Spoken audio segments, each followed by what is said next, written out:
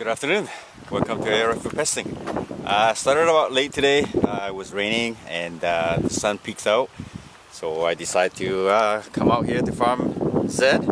It's about 2:35 now, so I was here probably 15-20 minutes, not longer than that. I was just shooting my PAR and my HW100, just try to zero my gun and shooting at 36 yards. So here's my bench setup. I was shooting here, my target box there, and then I was reloading my gun. Next thing I know, I saw something came out behind between that the calves housing here. It was the coyote that we've been trying to get for the longest time. So I startled him, or more like he startled me. So I jumped up, grabbed my impact, and I ran down here, and I saw him turn the corner. I anticipated that it would come back from the other side to return to the hay barn area where it sleeps at night. So I tried to cut him off and ran to the concrete barrier. I kneeled down and braced against the concrete wall, chambered a slug in my impact, ready to engage. My heart is now pumping fast, and I could hear my heartbeat drumming through my chest. I reminded myself to keep calm and not to spoil this rare opportunity to tag this coyote in broad daylight. My gun is now cocked and my trigger finger is ready to engage. I continued to breathe slowly. My elevation turret was dialed at 50 yards and my eyes were focused and rapidly scanning the cross path which I had hoped it would pass through. I am ready. It showed up in my line of sight, but it didn't stop nor go into the open barn. Instead, it went through the barn to the backside. I waited till it passed, and I leaped to my feet and ran towards my truck, which was parked beside some hay bales. I quickly placed my gun on top of one of the bales with the bipod securely anchored down. I am ready to snipe him off when he comes to view. I pre-ranged a spot on the pathway, hoping it would take. It was 50 yards. I now scanned the area with my eyes darting left and right. There were obstacles in the laneway and I couldn't see what was behind it, but I was hopeful that it would show itself. A few seconds passed, which felt like an eternity. Nothing. I paused and wondered, damn, where did it go?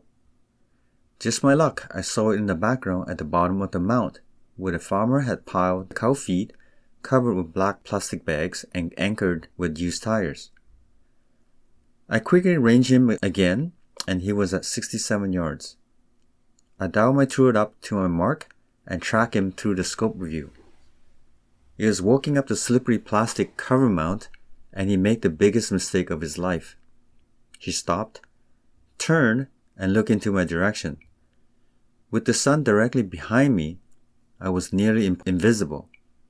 I'm certain he wasn't able to see me clearly, or the 23-grain slug with a muzzle energy of 45 foot-pounds that was ripping through the air at a blazing speed of 950 feet per second.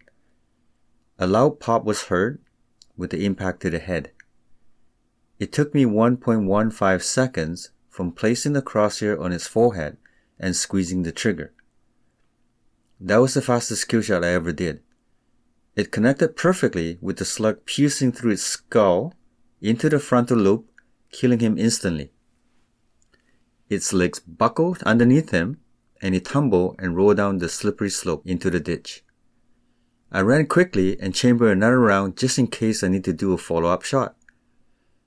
A quick 50 yards dash revealed a dead coyote submerging in a pool of dirty water collected from the rain. It twitched a few times with its head under the water, and there it laid motionless until gravity took over and its lifeless body sunk beneath the 3-foot-deep waterhole. I called the farmer to inform him the great news, and he replied with a joyful tone in his voice. He was very happy that I got rid of the problem and that I have avenged for the 4 barn cats whom I called my starlings retrievers. He told me to wait for his return so he could fish out the coyote and put it 6 feet under where it belonged. Although I had mixed feelings after seeing the lifeless body of this young pup, I had to remind myself that this was a pest and it had to be removed sooner better than later. Too bad it wasn't sooner, as the barn cats would still be around to clean up after me. This was the best shot or hunt I have ever done so far. I was just lucky to be there at the right time and place. My Impact Mark II has claimed its second coyote. My job was done.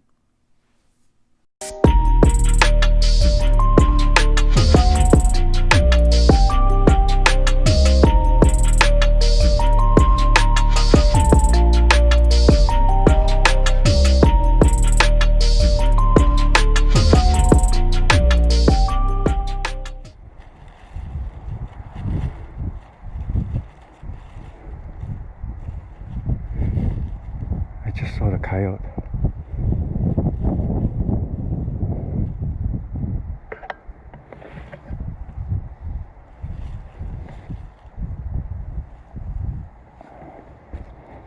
There it is.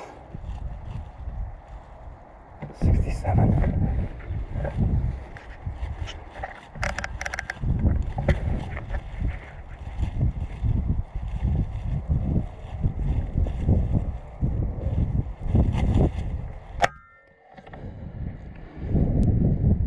Dead. Ooh, 67 yards. Right in the head. Nice.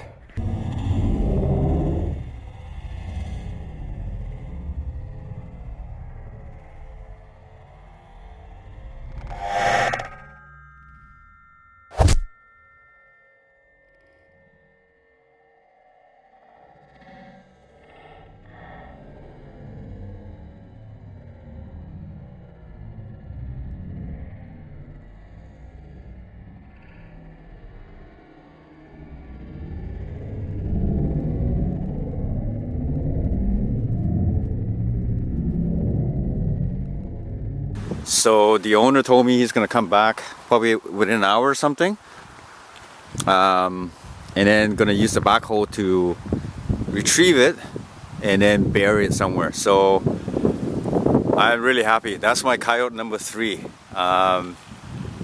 Didn't expect it to show up, but he did. That's awesome because the owner was like really wanted us to take care of this problem for him.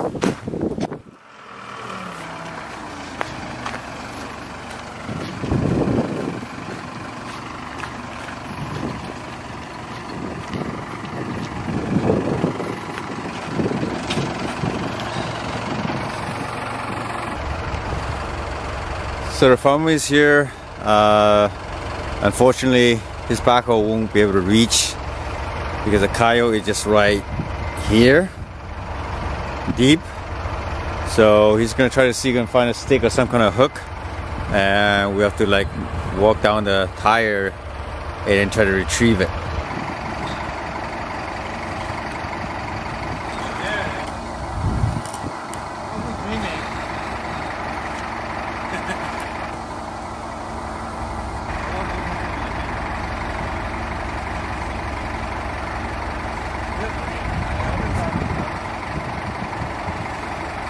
Even with all that dirt, you can recognize the coat.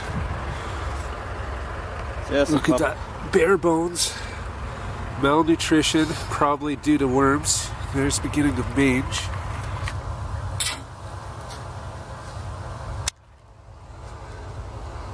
Good shooting, Tex. Not very big, but you know what? It's a job that needs to be done. Yep. It's a joint effort, Cam. Ends up all I did was track him. That's good. You track, at least I know where you're at. Yeah. The mighty hunter. Get my hands dirty.